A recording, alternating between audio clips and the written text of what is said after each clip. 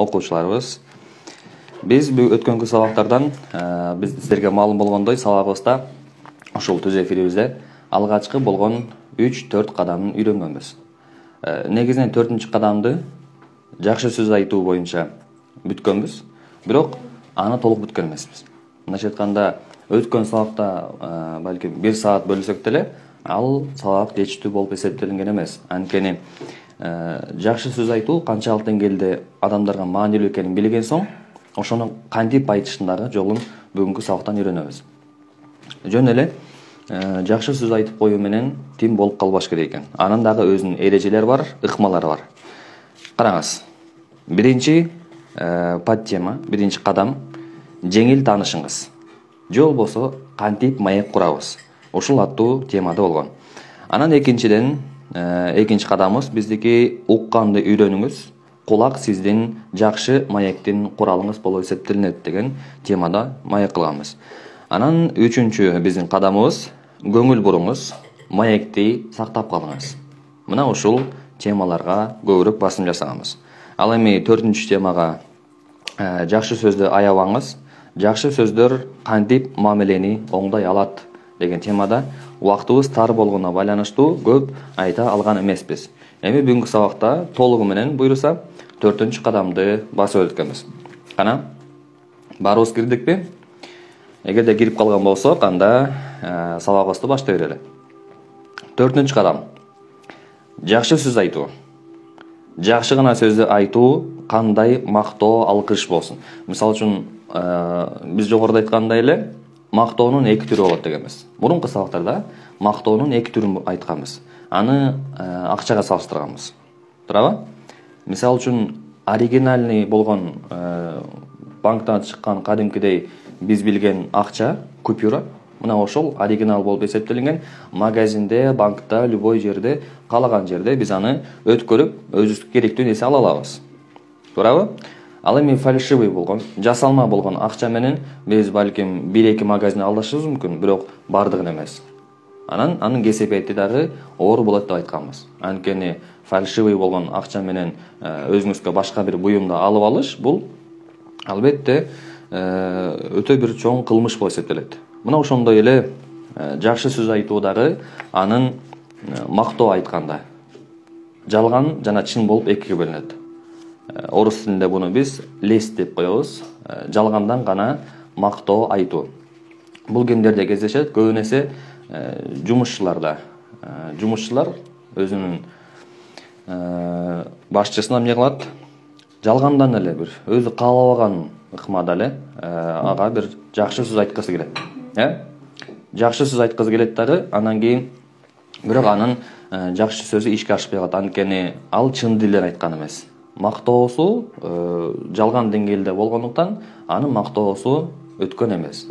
Кандай эле фальшивый болгон жасалма акча банкта же башка жерде өтпөй калгандай эле, сиздин дагы жалган мактооңуз анын аң сезимине барбай калат. Ал сизге эч кандай таасирленип, сөзүңүздөн кандайдыр бир кубанууну албайт. Ошон үчүн мактоо айткандын дагы ыхласы менен жакшы айтканды үйрөнүшүбүз керек. Бирок кантип айтабыз? Кайсыл сөздөрдү айтабыз? Кайсыл жерде колдонобуз? Кайсыл жерде айтпайбыз? Мына ушулардын бардыгын азыр буйруса айтып өтөбүз. Караңыз, көбүн эсе биз билебиз, баласы тамак жеп аткан болсо, баласы ойноп аткан болсо, апасы эмне дейт? Апасы: "Эй балам, тамакты жей кой. Эй балам, алтыным" деп. Ушундай сөздөрдү кичинесинен бери айтып келет. Туурабы? Айтып келет дагы, анан бул сөздөр бара-бара адатка айланып калат. Мындайча айтканда, биз кулагыбызга сиңип калат дагы, анан адаттагы эле сөз деп ойлоп калабыз. Мына ушул биз кичинебизден бери жакшы сөз угуп келип, ийсекетим, балапаным, ушундай жакшы үйрөнүп атасың, ойногой деп, ушул нерселердин баарын угуп келебиз дагы, анан кийин мисалы өткө маалга жеткенде, подростковый возрастка келгенде, адам ошол жактан кыйнала баштайт. Ал сөздөрдү кийин укпай баштайт, анткени өзүнүн андан кийинки болгон иймилери да болот. Мурун ал эң кичинекейси болчу. Бирок кичинекей малдан чоңоюп, ал балким азыр 10 жашта болсо, андан кичүү болгон бир 4-5 жаштагы өзүнүн иниси бар. Бирок ошол кезде биз сөздү туура эмес бөлгөндүктөн мындайча айтканда бул эми чоңоюп калды, бул айтпай эле коюш керек, мактабай эле коюш керек дейбиз дагы. Кичинекей баласына мактап айтуу менен ошол эки бир туугандын ортосунда ушунчалык деңгээлде бир кызганычты, ушунчалык деңгээлде бир жек көрүүнү жаратып каласыздар. Ошондуктан биздин окуучулардын арасынан чоң эжелер бар, чоң байкелерибиз бар, балдары ушундай 3-4 балалуулар. Ошон үчүн эсиңиздерге алып коюңуздар, эгерде балаңызды мактасаңыз дагы 3-4 жашта гана, 10 жашта балаңызды дагы ошондой эле деңгээлде аны дагы мактап, жакшы сөздөр менен айтышыңыз керек болот. Бирөөнү аз айтып, бирөөнү көп айтканыңыз бул дагы өтө чоң ката болуп эсептелет. Ошон үчүн бардыгына бирдей айтып үйрөнүңүздөр. Ошондо экөөнүн ортосунда, бир туугандардын ортосунда эч кандай араздашуу, эч кандай бири-бирине болгон көз артуу жаралбайт. Мына ушундан сактанат экенбиз. Анан караңыз, биз жаштайыбыздан ушундай жакшы сөздөрдү угуп келебиз дагы, анан кийин кандайдыр бир мезгил өткөндөн кийин ошол жакшы сөздөрдү укпай калгандыктан эмне болот экенбиз? Кайра ошол сөздү угалы, бизге көңүл бурсун деп, жаш балдар көбүн эсе, мисалы үчүн 8-9 жаштагы балдар оюнчуктарын сындырышат атайын. Неге? Анткени ата-энесинин көңүл буруусун каалайт. Мага да бир нерсе сөз айтса экен дейт. Ошол учурда ата-эне кандай реакция жасайт? Ата-эне дароо эле баласын урушуп келет.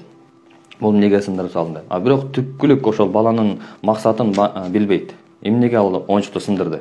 Ал жөн эле зериккенен сындырып салдыбы же башка кылдыбы? Ал түпкүлүк маанисин билбегендиктен ата-энеси көбүн эсе урушуп жиберет экен. Мына ушундан дагы биринчи негизги баланын оюн билиңиз. Эмнеге ал сындырды?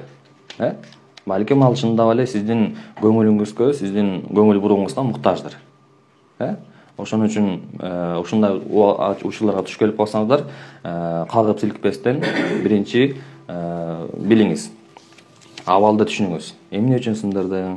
Же болбосо аны айтпастан мындай болуп турат деп аны көңүлүн кайра чөктүрбөстөн кайра көңүлүн көтөрүңүз. Көңүлүн көтөрүп жакшы сөздөрдөн айта бериңиз. Анан экинчиден карасаңыз, ошол мактоодагы сизге жаккан ишти мындай кылышыңыз керек.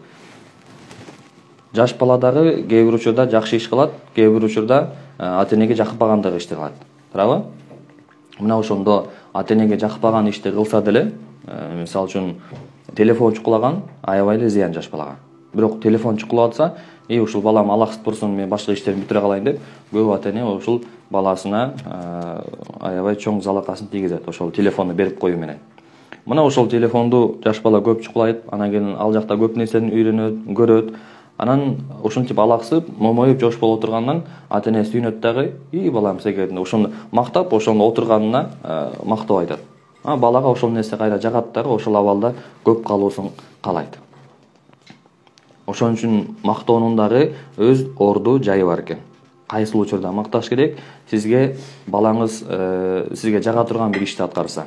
Мисалы сизге үй жумушунан жардам берип жатса. Мисалы кир жуйм десеңиз, кириңизди топтоп алып келип берсе, чай даярдап жатсаңыз, кашыктарды, пыялларды көтөрүп келсе, мына ошол сизге жагат. Мына ошол сизге жаккандыгын билдирип, сиз дагы ага жакшы сөз айтып, менин жардамчым, менин оң колум деп, ушундай сыяктуу жакшы бир сөздөрдү айтсаңыз, ал дагы сиздин балаңыз албетте шыктанып калат. Ушул нерсени дагы аткарайын, апама жагат экен деп, анткени биз кичинебизден бери ошол жакшы сөздү укканга муктаж болуп келебиз.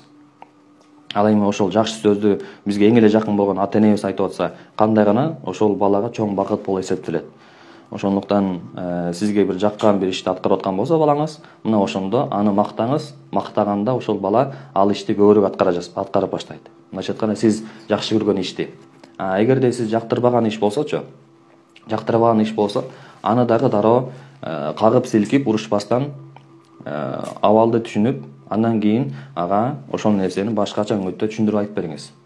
Мисалы өзү түшүнө турган деңгээлчелик кылып, өзү уруш албагыдай деңгээлде болуп. Мындайча айтканда, япондордун методикасы алар кандай кылат? Мектепке кирерде атайын велосипед кое турган орундар бар.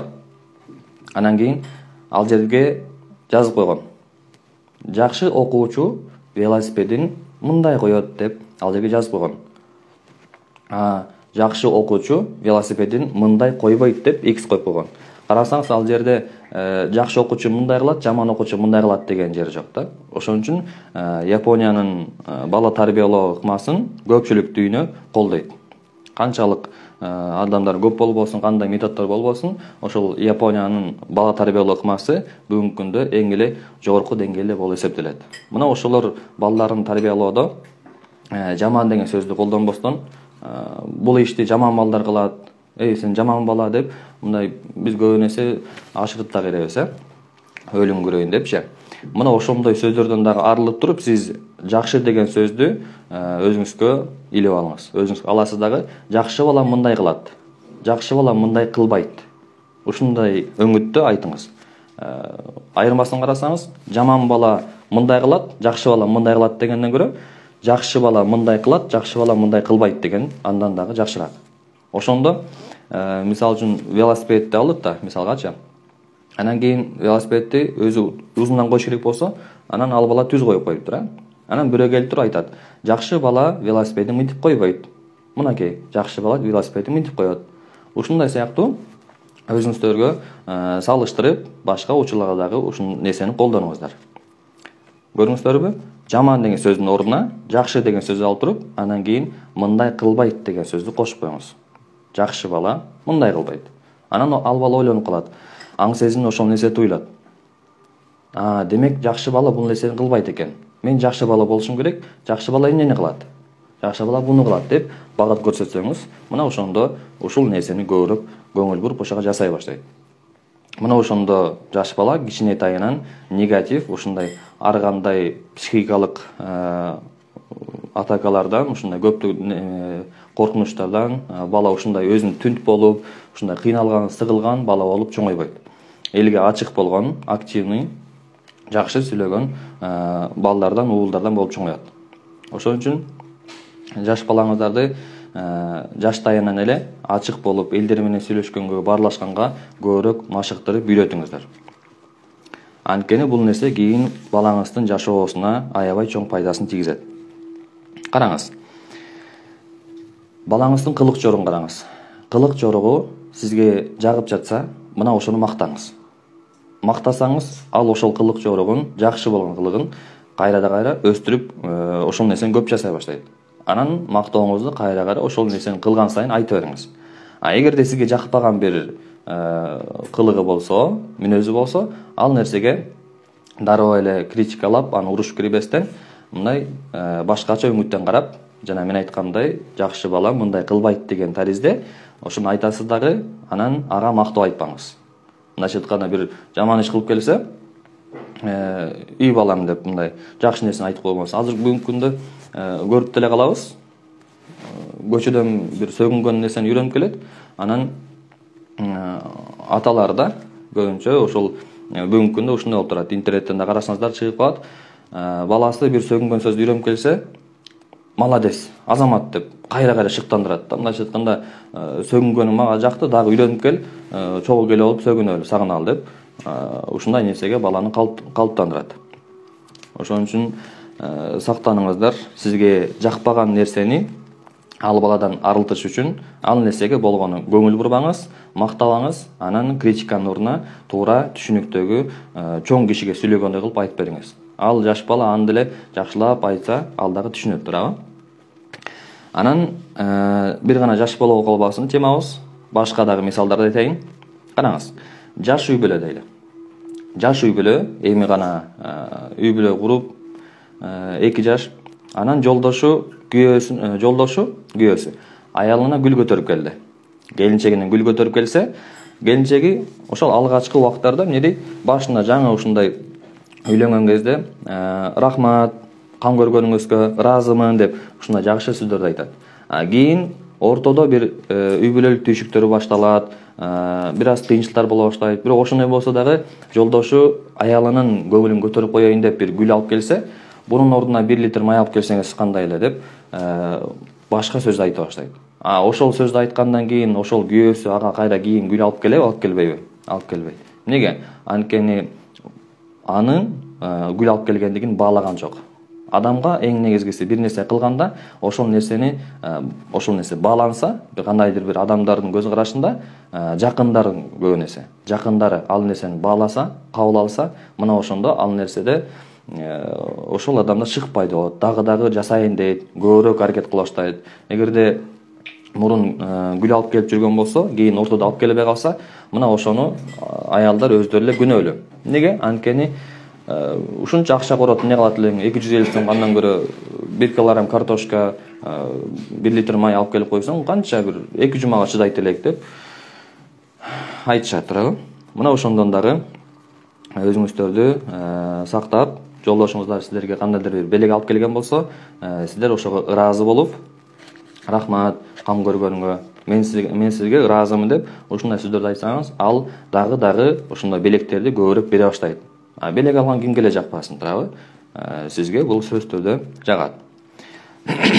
Анан эгерде ушул мактоо сөздөрүн туура колдонсоңуз, албетте сиздин эгерде мырза болсоңуз, аялыңыздын, ата-энеңиздин, карындашыңыздын, эжеңиздин, досуңуздун, тууганыңыз, жакындарыңыз бардыгынын несине сүймөнчүгүнө айланасыз.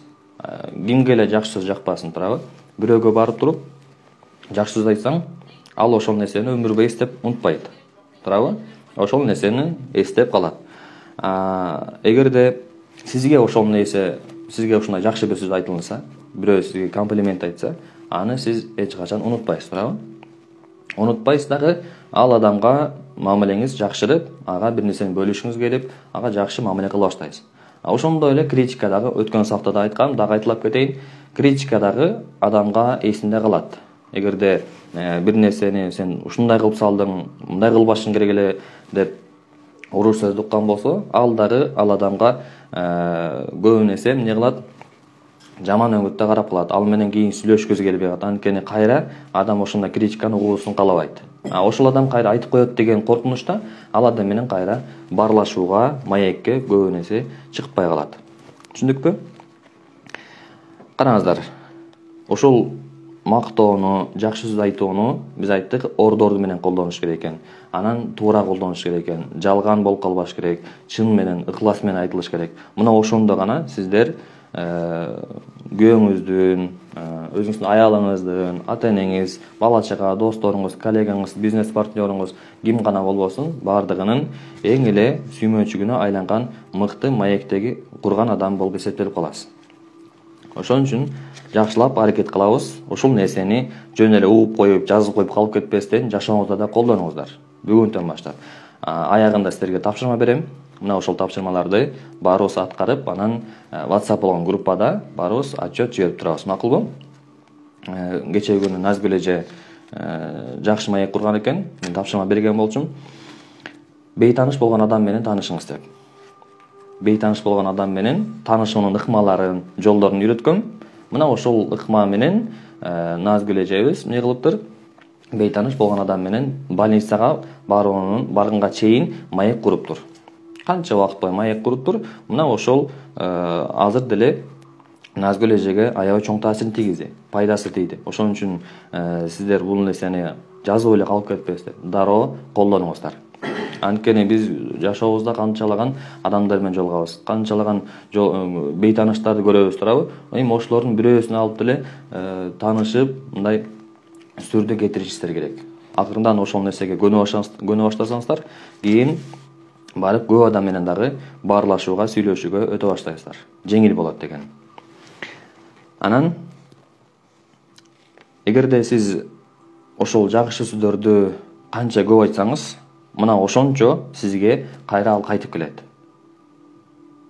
Кайтар дүйнө дегенде, сиз эгерде бирөөгө жакшы сөз айтсаңыз, кайра ошол адамдан сизге жакшы сөз кайтат. Бирөөгө мисалы мактап, ага ушундай жакшы нерсени айтсаңыз, ал сизге кайра тескери кылып, сизди жамандабайт эч ким, туурабы? Кандай эле сиз ага жакшы сөз айтсаңыз, ал дагы сизге жакшы сөз айтат. Жакшы сөз сизге дагы зарыл, сизге дагы керек.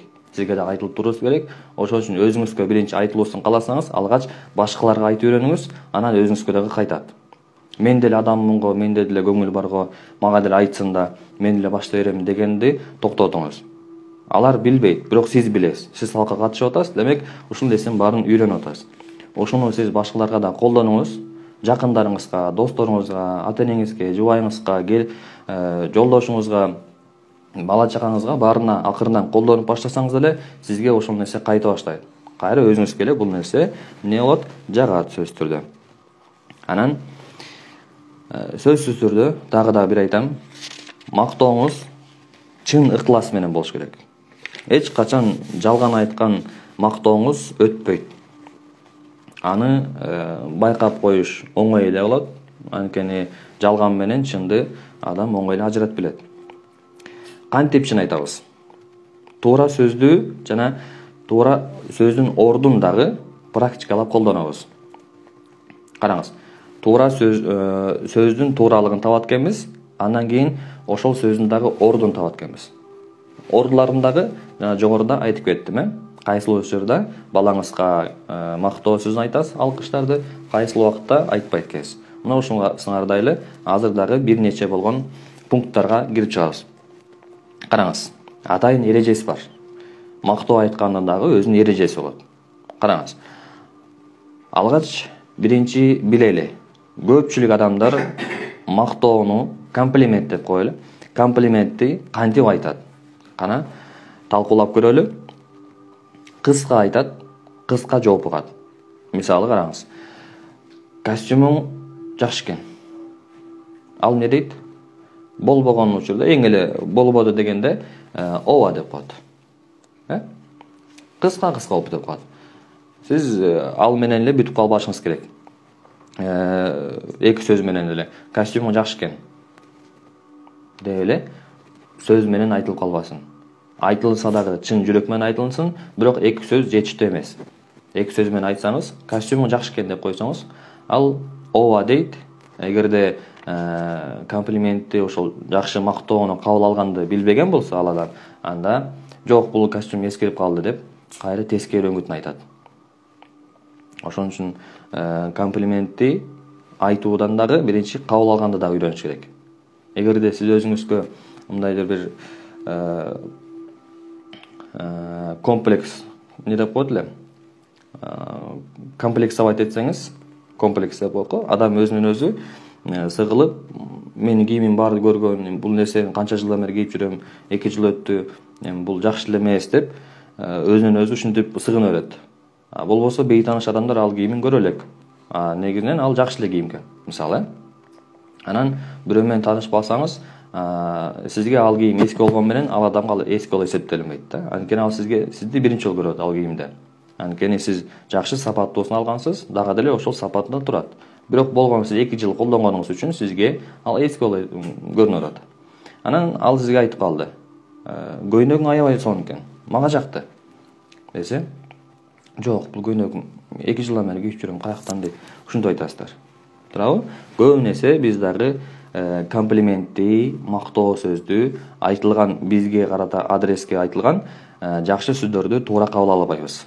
Кайра тескерисин айтып, жок деп мынтип тартына беребиз. Ошону дагы жакшы жооп менен айтканга аракет кылыңыз. Анткени сиз өзүңүз закрытый боло берсеңиз, өзүңүз жабына берсеңиз, ал дагы сизге кайра комплимент айткысы келбей калат. Анткени сиз айткан сайын, ал айткан сайын сиз жок деп атасыз. Костюмуң жакшы экен деди, жок дедиңиз. Бул эски дедиңиз. Телефонуң жакты десе, бул мага подарка болуп келген, бул меники эмес деп. Саатың жакшы экен десе, саатым деле подарка деп. Белекке келген деп. Ошентип өзүңүздөгү болгон нерсенин баардыгын жок деп отуруп, ал адамдын дагы комплиментин, жакшы айткан сөзүн дагы укпай каласыз кийин. Караңыздар. Биринчи, ушул 5 пунктту жазып алыңыздар. Азыр түз эфирде баарыбыз отурабыз. Дептер, ручкабыз бар. Эгерде жок болсо, алып келип алалы. 5 пункттан турган жакшы болгон тепкичтерден азыр басып өтөбүз. Биринчиси, мактоо сөздөрдү бир фразага чогултуңуз. Азыр мисал менен айтып берем силерге. Бир астан соң ага чейин пункттарын жазып алыңыз. Мактоо сөздөрүн бир фразага чогултуңуз. Мындайча айтканда сиздин мактооңуз жанагындай көйнөгүң жакшы экен деген сөз менен бүтүп калбастан узунураак болуш керек. Мындай узунураак кетсе, канчалык узун болсо, ошол нерсе ал адамга маанилүүрөөк болуп эсептелет. Экинчисин карайбыз. Ортодо токтоп калбаңыз. Мисалы үчүн көйнөгүң жакшы экен деп токтоп турасыз дагы, анан кийин саатың дагы сонун экен десеңиз, ал адам бул мени башыман өйдө карап мынтип биринчи баалап андан кийин айтып атабы дейт да. Адамга дароо айтылыш керек. Токтоп ошол жерде тынып калбаңыз. Макулбу? Анан бул экинчи болду. Үчүнчүсүн жазабыз. Атынан айтып коюңуз. Эгерде таанысаңыз, албетте, атынан айтып, ошол фразаңызга сиздин мактоо сөзүңүздүн арасына кошулуп өтсүн. Биз билебиз, адамдар канчалык деңгээлде өзүнүн атын чыгаруусун каалайт. Мурунку сабактарда дагы айткам. Эгерде укпаган болсоңуздар, дагы бир сире айтып өтөм. Рокфеллерди билебиз баарыбыз. Рокфеллер. Рокфеллер дагы ушул өзүнүн атын чыгарам деп, канча миллион тааныбаган адамдын арасына барып, эмне кылган? Спонсорлук болуп жардам берген.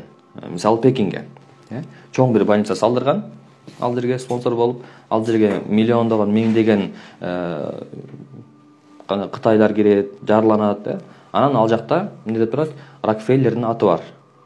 Мындайча айтканда, көпчүлүк адамдар жөн эле чын ыкласымдан адамдарга жардам берейин дегенден дагы өздөрүнүн атым чыкса экен, атым жазылса экен, атым тарыхта калса экен, өзүм өлсөм дагы атым айтылып турсун элдин оозуна дегенсип, акчасын көпчүлүгүн сарптап, атын чыгаруусун каалайт.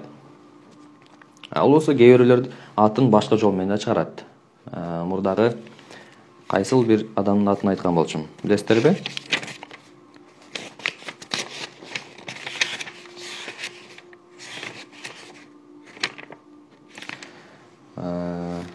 Так.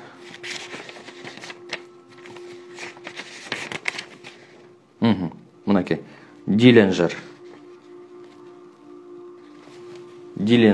Бул өзүнүн мамлекетинде номер 1 душманы болуп аталган.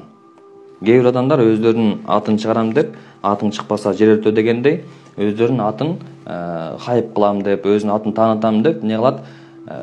Жаман атты болуп көрүнсө дагы өзүнүн аты элге таанылып атат. Мына ошондон адамдар дагы кандайдыр бир деңгээлде ырахат алышат. Өзүнүн аты жаман болуп чыгып атат, элге уят болуп атат, элдин каргышына, элдин жаман сөзүнө калып атат, бирок ошондой болсо дагы менин атым чыкты, мени баары таанышып атат деген таризде болсо дагы кандайдыр бир деңгээлде ырахат алышат экен. Мындайча айтканда, адам өзүнүн атын кандайдыр бир кайсыл жерде болбосун айтылуусун каалайт экен. Менин дагы бир окуучум бар эле. Мурун башында, албетте мен окуучуларым көп болгондуктан баарынын атын башында элестеп калбайм. Бирок мага дагы бир аз башында ыңгайсыз болгондуктан, биринчи атын сураганымдан кийин анын атын кандайдыр бир себептер менен унутуп калыпмын. Чындап башкалардын эстепмин дагы, ошол адамдын атын унутуп калыпмын. Андан кийин сабакка киргенде баарынын атын айтам дагы, андан кийин сиз окуңуз, сиз айтыңыз десем, ким дейт?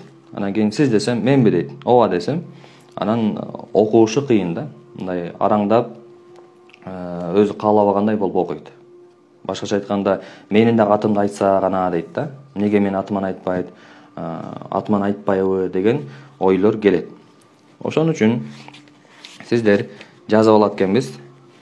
3-чү пунктка атынан кошо айтыңыз. Атын кошо айтып туруп, анан комплимент айтыңыз. Мисалы үчүн, Алина деген курбу кызыңыз болушу мүмкүн.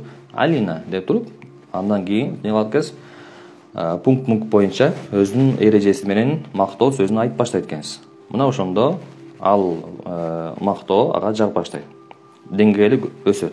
Атын айтпай туруп мактоо айткан жана атын айтып туруп мактоо айткан экөөнүн айырмасы аябагандай чоң. 4-чүсүн жазабыз. Мактоо ушундай куралсын, мактоо сөзү ушундай куралсын. Ал бүткөндөн кийин бир узун сүйлөм болуп айтылсын. мындайча айтканда биринчи мактоо айтылды, ошол айтылып бүтө элек жатып эле калган бир суроо пайда болсун. Ага да азыр келебиз. Эгерде түшүнүксүз болуп аткан болсо, жазып кое бериңиздер. Мен ага дагы токтолуп мисалдар менен айтып берем. Болгону бардыгы ордорду менен болсо экен деген. Караңыз.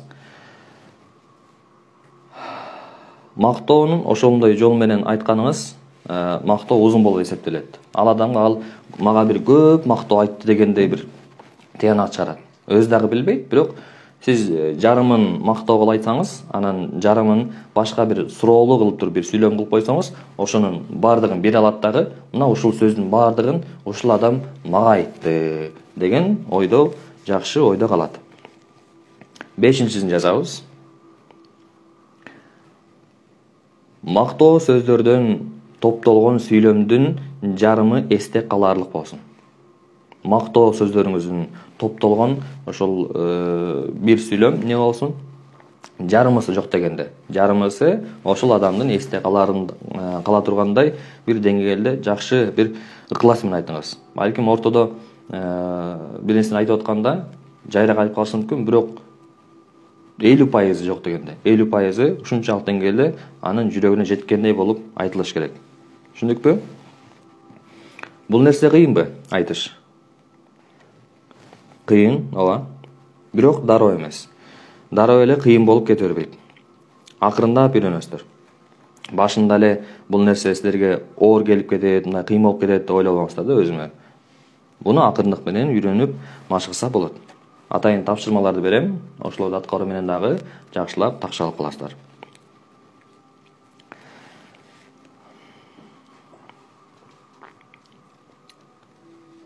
Мисал үчүн окууда, ушинтип окуп, теорияда кыйын болот. Мынтип жазып бул нерсени кантип айтам дейсиз. Бирок практикага келгенде, алышка келгенде бул нерсе сизге жеңил эле сыңар болуп калат. Башында азыр жазып атасыз, ушул нерсенин баарын жаздыңыз, эми жөн эле айтып берсем болбойт дейсиз. Албетте өзүнүн эрежесин баарын жазып алдык, туурабы? Эми жазып алгандан кийин бул нерсени колдонгон андан дагы жеңилирээк болот. Анткени ал жерде сиз пауза кылып токтотуп мынтип турбайсыз да, автоматтан бардыгы өзү менен өзү иштеп кете берет. Ошон үчүн азыр жакшылап жазып алыңыздар, бардыгын мен айткандай кылып жазабыз, андан соң иштете баштайбыз. Эми жана жогоруда айткан 5 пунктту жакшылап үйрөнөт экенбиз. Мисал менен. Мисалын айтайын да. Курбуңуз аты Алина дейли. Анан экөөңүздөр жолугуп калыңыздар. Ага эмне дейсиз? Карачы, сенин көйнөгүң аябай кооз экен. Стильный экен. Сага аябай жарашыптыр. Кантип эле ушундай кооз кийимдерди таап аласың? Өзүңө ылайыктуусун, жарашыктуусун. Айтчы мага дагы. Кийимдериң дайыма саркеч, модный, өзүңө жарашкан, аябай богатый, ушундай кымбат көрүнгөн кийимдерди аласың. Кантип эле ушундай нерсе алып коесуң? Кантип сага ушул нерсенин баары жараша берет? Мага да үйрөтчү. Мен да сендей болуп кийинейинчи. Деген тариздеги бир сөздү ушундай бир 5-6 болгон сүйлөмдөн түзүлгөн мактоо болду. Караңыздар, арасынан суроолуу болгон сүйлөмдөр да болду. Бирок жалпы өңүттөн карасаңыздар, бардыгы мактоо катары эсептелип калат. Курбуңузга келдиңиз, кайрадан кайталайбыз. Алина, карачы, сенин көйнөгүң аябай кооз экен. Стильный мындай. Сага аябай жарашыптыр. Кантип эле ушундай кооз кийимдерди кийип аласың? Ылайыктуусун дагы таап аласың. Айтчы мага. Ушундай кийимдерди кайдан тапса болот? Мен дайыма кийинем, ушундай кымбаттарды алам, бирок мага шөлбүрөп, мага жарашпагандай эле болуп кала берем. Башкалардан дагы мындай жарашыптыр деген сөздү укпайм дагы. Сен кантип ушундай кийинесиң, мага да үйрөтчү, айтып берчи десеңиз, ал дагы өзүнүн билгенин айтып, ошол сиз айткан мактооңузга ыраазы болуп калат. Бул мактоолорду айтууда максат адамдар менен болгон мамилени дагы жакшыртуу. Ошол адамга болгон ишеничке, мисалы, сиз жакшы сөз айттыңыз, ал адам сизге көбүрөөк ишене баштайт кийин. Кадимкидей адам сизге ачыла баштайт. Өзүнүн болгон ичиндеги нерселерин айта баштайт, маалымат бере баштайт сизге. Анан жакындан таанышып, сизге ишенип калат. Мына бул нерсени дайыма кимге гана болбосун колдонсоңуздар болот. Ал эми бейтанышка кантип айтабыз? Бейтаныш. Сиз ал менен тааныш эмес. Атын да тааныбайсыз. Анда кантесиз? Анын жүзүнөн карайсыз. Мисалы үчүн мага бир адам жолугуп калды эле, жолдон кесилишип калдык. Ал ушундай сонун бир загар алыптыр. Күнгө күйүптүр. Анан мен айтам: кандай сонун загар алыпсың? Күнгө сонун күйүпсүң. Бир жактан ис алып келдиңизби? деп сурасаң, ал балким айылдан эле келген болушу мүмкүн. А балким неден? Египеттен же Дубайдан келаткандыр. Ким билет. Туурабы? Мына ошон үчүн кандай болгон учурда деле сиз эмне кылдыңыз? Башында сырткы абалына баа берип туруп, андан кийин ага жакшы комплимент айттыңыз. Не дедиңиз? Кандай сонун загар. Жакшы күнгө күйүпсүз. Сиз эс алып келдиңизби? Каяктан келдиңиз? Кайка барып эс алып келдиңиз? Мына ошону айтканыңыздан кийин ортодо маек курула баштайт бейтаныш адам менен. Ал эми сиздин бизнес партнеруңуз болсо, ага эмне деп айтасыз? Сендей сабаттуу, акылдуу, төрт тарабы топ келишкен адам менен чогуу иштеп жатканыма аябай сүйүнөм. Кыялбек Назарович, сиз бул тапта көптөн бери иштеп жатсаңыз керек, Анткени сиздин тажрыйбаңыздан, сиздин айткан сөзүңүздөн көп нерсе байкалып билинип турат. Сиз бул нерседе, сиз бул жаатта качантан бери иштейсиз деген өңүттөгү суроону узатыңыздар. Албетте, араңыздардан мен билгендей бизнес менен дагы алектенген адамдар жок эмес. Ошондуктан бул нерсе сиздерге дагы пайдасын тийгизет. Балким бүгүн болбосо эртең кээ бирөөлөр балким 5 жылдан кийин өзүңүздүн жеке бизнесиңизди кичи болгон бизнестен баштап балким кийин чоңое баштайсыз. Бул нерсе азыртадан ушул нерсени билсеңиз, сиздин өсүүңүз батыраак, алда канча тезирээк болмокчу. Түшүндүкпү? Ошого бизнес партнеруңуз болсо, ага эмне деп айтат экенсиз? Мен бул болгону бул шаблон. Ушул нерсени башкача кылып колдонсоңуздар болот. Башка сөз менен дегеним да. Караңыз. Сендей сабаттуу, акылдуу, төрт тарабы топ келишкен адам менен чогуу иштеп жатканыма аябай мен сүйүнөм. Кыялбек Назарович. Эми бул бирөөнүн аты окшойт да. Мен оюма жазып койдум. Кыялбек Назарович. Сиз бул тапта көптөн бери иштеп жатасызбы? Аябай тажрыйбалуу көрүнөсүз. Мына ушундай сыяктуу сөздөрдү айтсаңыз, албетте ал сиздин партнеруңуз мындан дагы сиз менен көбүрөөк иштеше баштайт. Бизнес партнерлукту көпкө чейин сактап калыш, алар менен көп убакытка чогуу иштеп жүрүш бул дагы жеңил эмес. Анткени кээ бир учурда сизден ката келет, кээ бир учурда андан ката кетет. Ишиңиздер ортоктош, ортодон бир иш кылып атасыздар. Эки тараптан тең ката кетет. Бирок анын катасын сиз айтпастан башка бир өңүттө карасаңыз, мактоо айтсаңыз, ал эмне кылат? Ошол нерсени туура кабыл алып, сиз менен кайра дагы башка иштерди, кийин проектлерди түзө баштайт, иштейт. Буга бир мисал бар. Рокфеллер, бул дагы Рокфеллердин сөзү. Өзүнүн жумушчуларына айтат. 3000 жумушчусу болот. Анан арасынан бир жакшы болгон жумушчусун тандап алат дагы бирөө менен келишимге түзөт. Келишимге алып барат. Ошол менен келишим кылып кел. Эгерде келишим түзүп ортодон бир салым кошо турган болсок, биз дагы ал дагы салым кошо турган болсок, анда аябай сонун келишим болот. Биз көп нерсени утабыз. Ушул келишимди мен сага ишенем, жакшы өткөрүп кел дейт дагы жиберет. Бирок ал келишим жокко чыгарылат. Барат дагы ошол эки компания жакшы бир балким ошол жумуш тарабынан балким тигиле тараптан экөө бири менен жакшы мааниле түзө албастан ажырап кеткен болот. Кайра ортодо байланыш түзүлгөн жок. Анан Рокфеллерге ушундай эмне кылып келет, капаланган абалда келет дагы эмне кылсам болот? Мен ушундай чоң бир сделканы, чоң бир келишимди актай албадым, сиздин ишеничиңизге актай албадым дейт да. Сиз мага ишенип туруп ушул нерсени, ушундай бир чоң жоопкерчиликтүү ишти дайындадыңыз эле, мен бунун бардыгын эмне кылып салдым, колуман келбеди дейт да. Анан ошондо Рокфеллер өзүнүн жумушчусун көбүн оорутпайын, мындан дагы анын амбициясын, анын талантын жогорулатып өстүрүш үчүн ага эмне деди? Сен азыр барып ал менен келишим түзгөнүңдө мен сага ушунча миллион акча бермекмин. Ошол ортодо келишим болуп, ошол ортоктош болуп бизнеске түшмөк ошол акча. Анан ким билет, балким биз банкротко учурамакпыз. Балким ошол мен бере турган 300 миллион доллар не болмок, бекер эле асманга чачырап кетмек.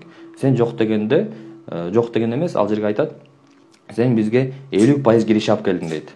Анткени мен чөнтөгүмөн чыгарып сага 300 миллион бердим эле, сен ошол нерсени кайра ошол бойдон мага көтөрүп сактап алып келдиң дейт да. Караңыз, келишим ортодо түзүлбөсө дагы ал башка үңүттөн карап атат. Башка үңүттөн ага баа берип атат. Эмне деди? Балким келишим түзүлүп калганда эле биздин бизнесибиз жакшы жүрүшпөй, алар менен келишим жакшы өтпөй, банкрот болот эле ошончо акчага. Сен менин бир дагы тыйынымды коротпостон кайра көтөрүп келдиң. Мына ошон үчүн сага алкыш айтам, сага рахмат деп айтат.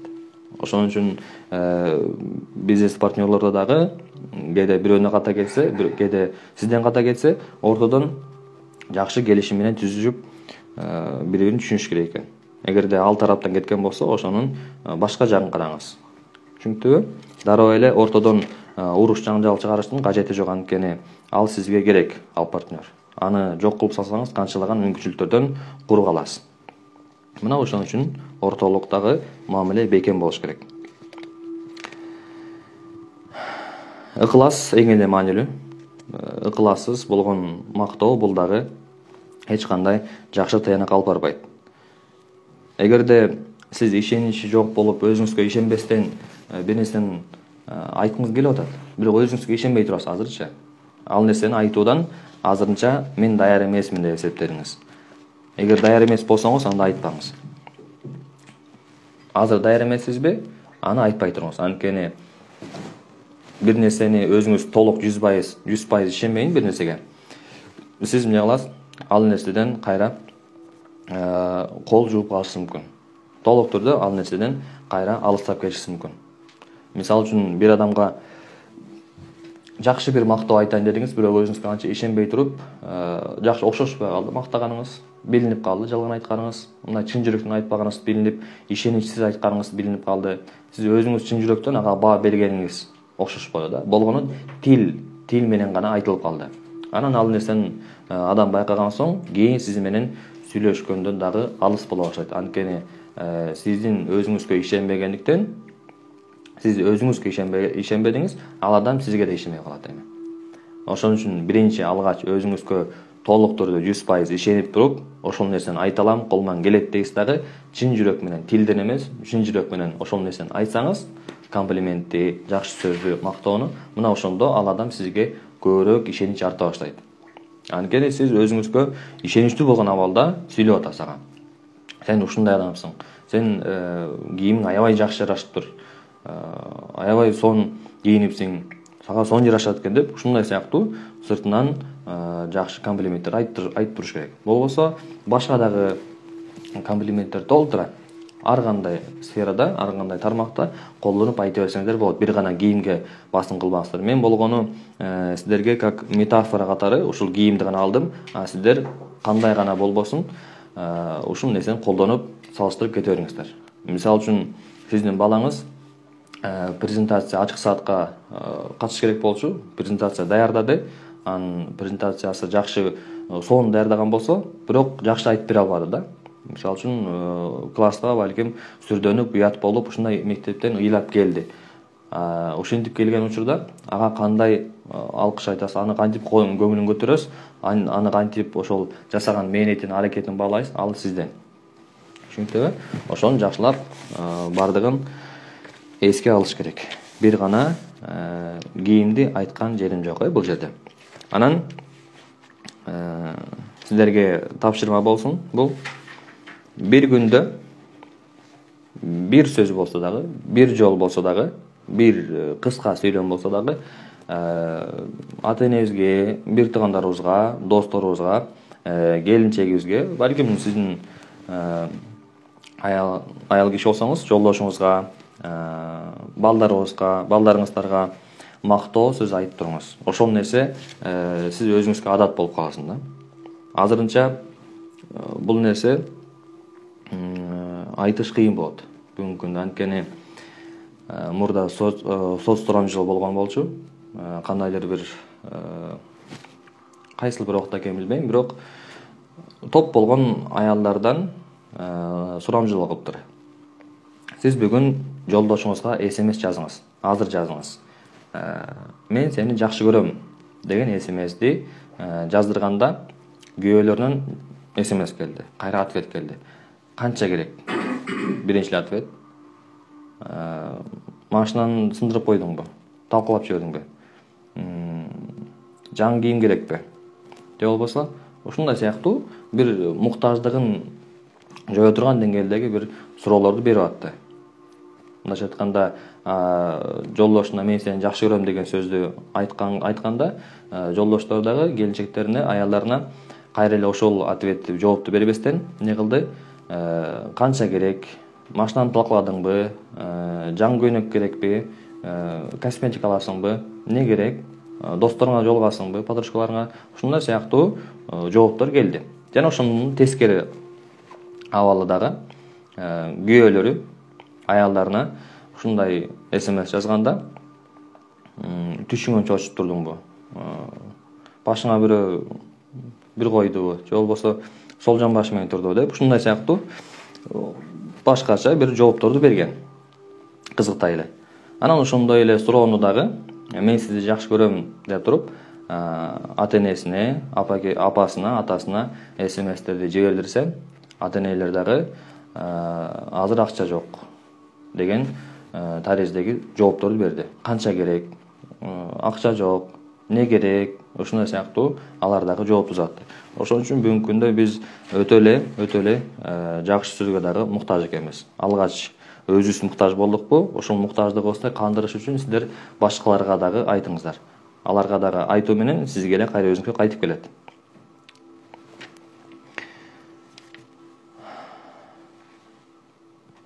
Жаздык. Бир күндө бир жол болсо дагы бир сүйлөмдөн, бир сөздөн айтып турат экенбиз. Анан аздан баштаңыз, дароо эле бардыгын көп кылып үйүп албаңыз. Жана мен айткан 5-6 сүйлөмдөн турган сөздү дароо айтып баштабаңыз. Алгач өзүңүздүн жакындарыңызга айтып баштаңыз. Анткени бейтанышка айтыштан алдын биринчи тааныш болгон адамдарга айтканды үйрөнүш керек. Анан бейтанышка айтканды дагы кийин бара-бара өздөштүрөсүз. Биринчи эле өзүңүздүн апаңызга мындай деңиз: "Апа, сиз тамакты кандай гана сонун жасайсыз? Мунун баары бизди аябай жакшы көргөндүгүңүздөн болсо керек деген суроону узатыңыз. Ушундай суроолу кылып туруп мактоо бериңиз. Караңыз, кандай болду? Биринчи сөз, биринчи сүйлөм: "Апа, сиз ушундай тамакты кандай гана сонун жасайсыз?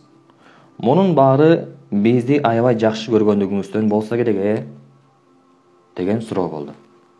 Мына ошону айтсаңыз, сиздин энекеңиз аябагандай кубанып сүйүнөт. Акырындан азастан ушуну баштай бериңиздер. Бул силерге бир мисал болду. Ушундай эле ыкманы келинчегиңизге, атаңызга, балаңызга, иниңизге, агаңызга, карындашыңызга баарына колдоно бериңиздер акырындык менен. Анан барып көбөйтөсүздөр. Мына ушул өзүңүздөр көргөндөй эле 5 пункттарды жазып алдык. Канчалаган пайдалуу болгон маалыматтарды сиздерге айттым. Ушул нерселердин баарын конспектлеп өзүңүздөр жашооңузда да көбүрөөк колдонуңуздар. Так, мен саатты карап коеюн.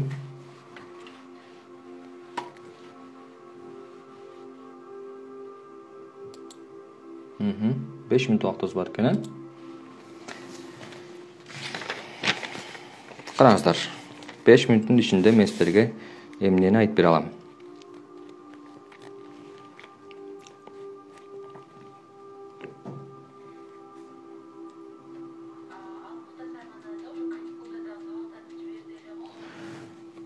Алтынчы кадамыбыз бар болчу. Ошондон бир аз киришүү кылып коеюн. Кийинки сабактан акырынан ушуга толук түрдө бүгүнкү сабакта жакшы сөздү аябаңыз, жакшы сөздөр кантип мамилени оңдой алат аттуу 4-нчү кадамды акырынан басып өттүк. Эми 6-нчы кадамга бир аз киришүү кылып коелу. 5-нчини анткени мурунку сабакта да айтып өткөн бир аз. Ошол себептен 6-нчыдан баштай берейин. Өзүңүзгө ишениңиз. Башкалардын таңоолоосуна жол бербеңиз. Бүгүнкү күндө биздин айланабызда СМИ, массалык маалымат каражаты. Ошол массалык маалымат каражатында бизге кандай гана негативдер келет, кандай гана ушундай жаңылыктар болот. Бирөөсү А десе, бирөөсү Б десе, бирөөсү В десе, бирөөсү Г десе, баарына ишене беребиз да. Бул Б десе, буга ишенебиз. Бул В десе, буга ишенип кетебиз. Бул Г десе, буга ишенип кетебиз. Мындайча айтканда, бирөөнүн манипуляциясына дароо эле берилип кете беребиз. Өзүбүз байкабайбыз, бирок көпчүлүгү колдоп аткан болсо, анан кийин карайбыз дагы, булар деле бекеринен колдобой эле да, кандайдыр бир чындык деңгээли бар экен деп, өзүбүз ага аралашпасак дагы, алардын эмнесине, сеткасына түшүп калабыз.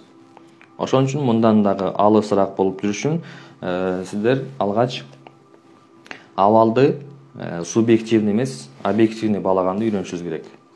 Эгерде бир жаңылык чыккан болсо, ал нерсеге дароо эле ишенип кетпестен башка болгон сайттарды карап чыгыңыз. Алар кандай дептир ушул темада? Мисалы үчүн кандайдыр бир ушундай жаман жаңылык чыкты дейли да. Айтпай эле коелу, бир ушундай жаман бир көрүнүштөгү бир адамды жамандаган бир жаңылык чыгыптыр. Бир баракчадан, Instagram баракчадан бирөө жамандап чыгыптыр. Анан ошого сиз, бул ушундай кылып жибериптирби деп дароо эле кирип, ошо менен кошулуп, анан дагы кийин ал адамга болгон көз карашыңыз кыйшык болуп калбасын да. Балким ал жакшы эле адамдыр, балким аны бирөө каралап аткандыр. Балким ага бирөө көзүнө чөп салып, башка бир анын атынан жаман сөз айтып аткандыр, Ушундай дагы абалдар көп кездешет. Көбүн эсе бизде жакшы адамдар көбөйүп баратканда, акырынан ушинтип өйдөгө чыгып баратканда, аны бирөө дароо жамандай коет, бутун чалат, подстава кылат, анан аны жаманатты кылып туруп, элдин көз карашында ал кайра эле төмөн адам болуп түшүп калат. Ошон үчүн бир адамды бирөө жамандап аткан болсо, бул эми бир мисал айтып атканым да. Манипуляцияга дароо берилип кетпеш үчүн башкалардагы караңыз, анан 5-6 болгон бир каналдан карап туруп, ошону бириктирип бир тыянак чыгарыңыз да. Эгерде бардыгы эле ушундай жамандап аткан болсо, анда ошол баракчылардын өзүн карап чыгыңыз. Алардын кылып аткан иштери дээрлик туурабы, башка жаңылыктарын карап чыгыңыз. Ал дайыма эле адамдардын ушунун айыбын ачып, жамандаган баракчабы балким. Туурабы? Эгерде ошондой канал болсо, анда ал адамдар эмес, ал ошол баракчаны башкарып аткан, көзөмөлдөп аткан адамдын өзүнүн айыбы ачылып атат деген сөз. Ал башка адамдарды дайыма айыбын ачып жүргөн адам болуп эсептелет. Андай адамды эч ким жактырбайт. Ошон үчүн манипуляцияга, ушундай бирөөнүн сечине, уловкасына кармалып калбаш үчүн, өзүңүздөрдүн оюңуздар болуш үчүн чоңураак өңүттөн караңыздар. Бир эле көз карашта баа берип койбостон, алысыраактан караңыз. Мисалы үчүн, бир университеттин баласы дейли. Бир университеттин баласы, студенти практикага айылга барды. Айылга барып дагы ал жерден мектептен сабакты начар өтүптүр. Ушундай бир тажрыйбасы жок, бир сабакты жакшы эле билет, бирок сабак берүү ыкмасы болбогондуктан жакшы бере албаптыр. Окуучулардан жаман отзыв алыптыр, мугалимдер да жаман көрүптүр анын, мындайча айтканда коллегасы болуп иштеп жүргөн, ошол жердеги стажировкада иштеген, практикадагы студент бала. Жаман отзыв алды дагы, ал кайра кайтып келди. Ал көңүлү чөгүп келди, бирок ошол балага, ошол жактагы окуучулар, мугалимдер кандай тыянак чыгарат? Ошол университеттин балдары начар экен дейт. Студенттери начар экен дейт. Эмнеге? Анткени бир студенти келди, бүтүндөй болгон бир университеттин атын жаманатты кылды. Ошон үчүн сиздер бир эле субъективный карабастан, объекттен, чоң бир объекттен анан субъектке өтүңүздөр.